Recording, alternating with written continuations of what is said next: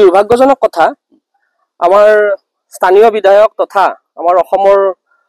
মুখ্যমন্ত্ৰী ডক্টৰ হিমন্ত বিশ্ব শৰ্মা ডাঙৰীয়াৰ প্ৰচেষ্টাত আমাৰ পছৰিয়াবাসীক এটা বহুত ডাঙৰ উপহাৰ দিছিলে সেইটোৱে হৈছে আমাৰ আলাবৈ আমাৰ স্মৃতি সৌধ য'ত আমাৰ 150 কোটি টকা মানে চেনচন হৈছিলে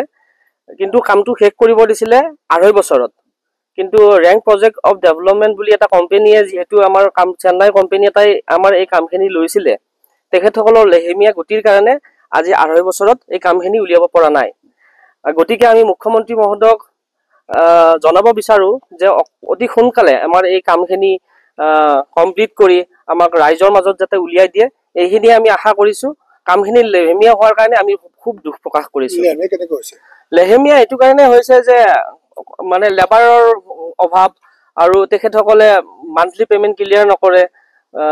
হেতু কাৰণে অকমান তেল চেলৰ কথা আহি পৰে এটো কাৰণে অকমান লেহেমীয়া হৈ আছে বুলি মই ভাবো এতিয়ালৈকে খুব বেছি 30% কামহে সম্পূৰ্ণ হৈছে এতিয়া 70% কাম বাকি আছে মোৰ বুধে আৰু 2 বছৰ মানেহে লাগি যাব হেতসকলৰ কাম কৰি থাকিলে কিমান মান সময়ত উলাৰ কথা আছে এটো 2.5 বছৰত ক্লিয়াৰ কৰাৰ কথা আছিল এই মেড উকলি গৈছে এই মেড অলৰেডি উকলি গৈ এতিয়া কাম চলি আছে কিন্তু লেহেমীয়া গতিত চলি আছে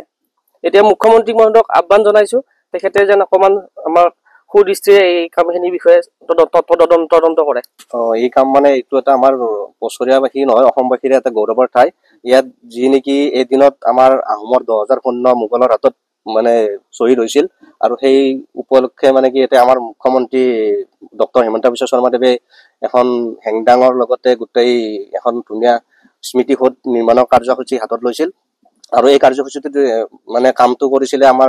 চেন্নাইৰ এটা ৰেংক প্ৰজেক্ট নামৰ কোম্পানীটোৱে আৰু এই কোম্পানীৰ কামটো আমাৰ আছিল 2.5 বছৰ এতিয়া 2.5 বছৰ উকলি গৈ আৰু 6 মাহ পাৰ হ'ল এতিয়ালৈকে কামটো বহুত লেহেমীয়া গতিত চলি আছে যাৰ ফলত আমি বাৰিষা হলে আমাৰ ৰাস্তাবিলাকৰো ক্ষতি সাধন হয় আমাৰ ঘৰে মাটি পানী সোমাই যায় সেইকাৰণে কামটো মুখ্যমন্ত্ৰী মহোদয়ক অনুৰোধ জনাইছো যে তেখেতে কামটো সুচাৰুৰূপে ভালকৈ পৰিদৰ্শন কৰি তেখেতে কামখিনি